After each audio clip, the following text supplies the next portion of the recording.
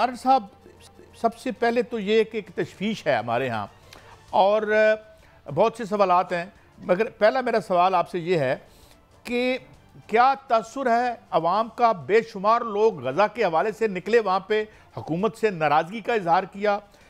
क्या क्यों ट्रंप जो है जो बाइडन है वो उनके बारे में कहा जा रहा है कि वो जेनोसाइड और अब उन पर नस्ल कुशी के इल्ज़ामात लग रहे हैं। तो ये बड़ी एक चेंज है अमेरिकन पॉलिटिक्स में। डेमोक्रेट्स के हवाले से ये बातें नहीं हुआ करती थी। क्या सीन है वहाँ पर इजराइल और इस ईरान कॉन्फ्लिक्ट के हवाले से?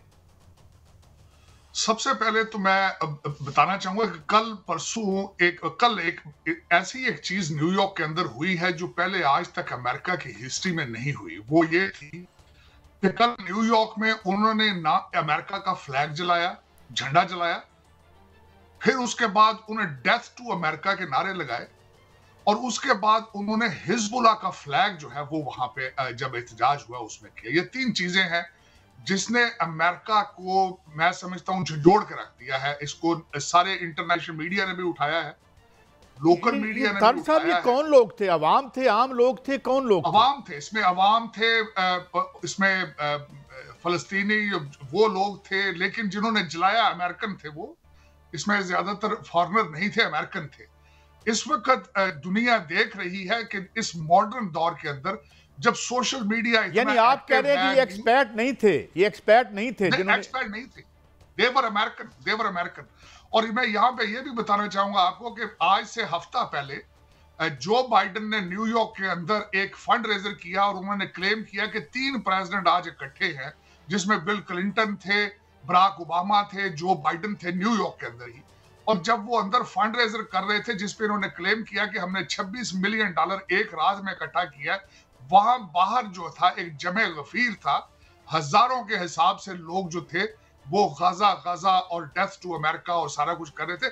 सेंटिमेंट इस वक्त अगर देखा जाए, अगर अमेरिका और इजराइल दोनों इस जंग की वजह से अपनी जितनी उनकी गुडविल थी वो जाया कर चुके हैं।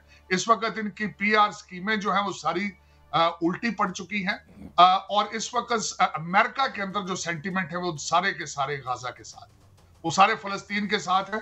ये मैं फर्स्ट टाइम अपनी जिंदगी में देख रहा हूं कि अमेरिकन फ्लैग को जलाया गया, हिजबुल्लाह के नारे लगाए गए, हिजबुल्लाह का झंडा उठाया गया और death to America American soil के ऊपर अमेरिकन कह रहे हैं। ये अब अंदरूनी सेंटिमेंट है। हिजबुल्लाह का जो झंडा है तारिक साहब, ये तो हिजबुल्लाह लेबनान में इससे पहले एक मगरब जो है इसे एक टेररिस्ट आउटफिट के तौर पे मानता है। तो वहां हिजबुल्लाह के लोग थे या हिजबुल्लाह के हमायती खुद वहां के गोरे हो गए हैं? गोरे थे, इसमें कोई दूसरी कौम नहीं थी, गोरे थे। मैं देख रहा था, गोरे थे सब। मैंने इस चीज को बड़े गौर से देखा है क्योंकि मेरे लिए ये मेरी जिंदगी में पहली दफा था कि इतना एक्सट्रीम और डेथ टू अमेरिका के नारे अमेरिकन सॉइल के ऊपर लगाना और वो अमेरिकन की तरफ थे, अपना गुस्से का इजहार करना। मैं समझता हूँ ये मैंने पहली दफा देखा है कल जो हुआ है। और देखा जाए तो इस वक्त जो बाइडन नर्वस हैं। एक हफ्ते में ओबामा उनको 2 दफा मिल रहे हैं उनकी कैंपेन के हवाले से। और अमेरिका इस वक्त अपने अंदरूनी जो एक, मैं समझता हूं, बदतरीन सियासी बहरान से गुजर रहा है। जमहूरियत गुजर रही है बदतरीन सियासी बहरान से और इस जंग को कोई सपोर्ट हासिल नहीं है अमेरिका के अंदर से। ये डेफिनेटली मैं कहूंगा कि इस वक्त अगर देखा जा सके तो इजराइल जो है वो और मैं यही नहीं, इस वक्त अगर देखा जाए तो इजराइल की सपोर्ट कहां से है? इजराइल की सपोर्ट करता है यूके, करता है ब्रिटानिया, करता है फ्रांस, करता है जर्मनी, करता है। ये उनके एलाइज हैं। ये मैं ना सिर्फ यहाँ बल्कि इन सब के कैपिटल के अंदर, लंदन के अंदर देख लें, पेरिस के अंदर, ये अपना जो वो एक मॉरल्स थे, जो एक इनकी बुनियाद थी, वो बिल्कुल इजराइल इस वक्त आइसोलेटेड है पब्लिक ओपिनियन के हवाले से। दूसरा ये है कि अगर इस पे हम जंग पे बात करें तो मैं उस पे भी बड़ा मेरे काफी उसके ऊपर वाचिंग इट, ऑब्जर्विंग इट, क्योंकि मैं समझता हूं कि ये तीसरी जंग अजीम का शुरुआत हो सकता है यहाँ से, इसलिए I am very watching it very close. अच्छा, मैं एक ज़िमनन सवाल कर लूँ, मैं फिर दोबारा उस मौजू पे आऊँगा क्योंकि एक सवाल ट्रंप साहब के हवाले से है। एक उनकी जो उन पे केसेस, जिस तरह आपने लास्ट टाइम कहा था कि इतने अल कपून पे केसेस नहीं थे जितने उन पे बन गए हैं, और अब ये कुछ ज्यूरी बनी है, ज्यूरी जो बनी है इस ये क्या सिलसिला है? उनको उनको भी कहीं गिरफ्तार करना या रोकने का एक इनका कुल्ली फैसला है? बिल्कुल।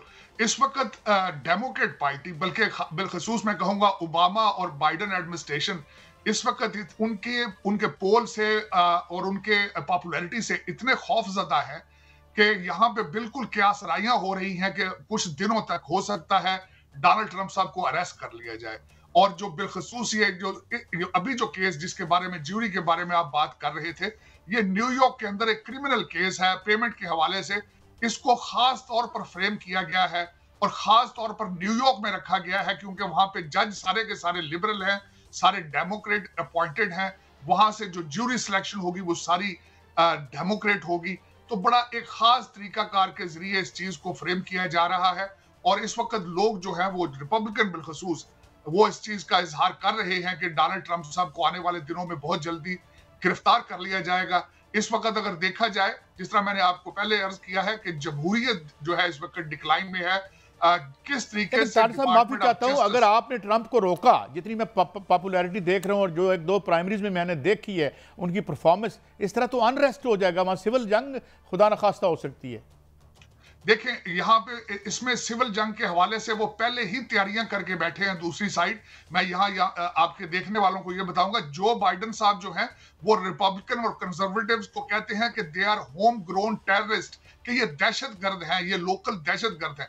जब आप अपनी सियासी पार्टी को दहशतगर्द करार दे दें और दूसरा अंदाजा लगाएं कि FBI को और लॉ एनफोर्समेंट एजेंसीज को और पुलिस को एज ए टूल इस्तेमाल किया जाए, तो वहां पे फिर अनरेस्ट किस तरह होगी। यहाँ अगर देखा जाए तो जनवरी 6 के हवाले से लोगों को 18-18 साल की सजाएं दी गई हैं, उन्हें इबरत का निशान बनाया गया है। और दूसरा, ये जिस तरीके से केसेस चला रहे हैं, ये टेस्ट कर रहे हैं रिपब्लिकन पार्टी को कि डोनाल्ड ट्रंप को अगर पकड़ा जाए ये केसेस के दौरान रिएक्शन क्या आता है। तो इस वक्त अगर देखा जाए तो रिपब्लिकन वैसे खौफजदा है और दूसरा रिपब्लिकन डिवाइडेड है। आप कांग्रेस के अंदर देखें रिपब्लिकन डिवाइडेड है। तो ये सारी चीजें टेस्ट की जा रही हैं। लेकिन अगर देखा जाए और जिस तरीके से इलीगल इमिग्रेशन को, लोगों को जो बॉर्डर से आए हैं तकरीबन 25 मिलियन के करीब आ चुके हैं, उनको वोटिंग राइट्स देंगे, वो वोट डालेंगे, तो दर हकीकत इनका जो एक आइडिया है कौन मानेगा। देखें, दुनिया की एडवांस तरीन कौम है, दुनिया की एडवांस तरीन वर्किंग क्लास जो है वो अमेरिका में रहती है। ट्रॉट्स्की कहता था कि it is the foundry of the future of Mankind.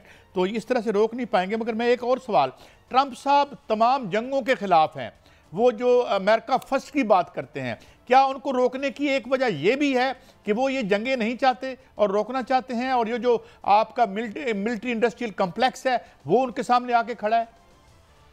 नहीं, मिलिट्री इंडस्ट्री कॉम्प्लेक्स जो है वो दर हकीकत उनके साथ होगा। उसकी वजह यह है कि रिपब्लिकन पार्टी जब भी जो कंजर्वेटिव आता है, जो डोनाल्ड ट्रंप साहब का डॉक्ट्रिन था अपने पीरियड के अंदर, वो था अचीविंग पीस थ्रू स्ट्रेंथ। तो पेंटागन को स्ट्रॉन्ग करेंगे, उन्होंने स्पेस फोर्स को बनाया था। तो दर हकीकत अगर देखा जाए तो इस वक्त एस्टेब्लिशमेंट जो है उनके खिलाफ है, मिलिट्री इंडस्ट्रियल, और वो हमेशा आर्मी को सपोर्ट करते हैं।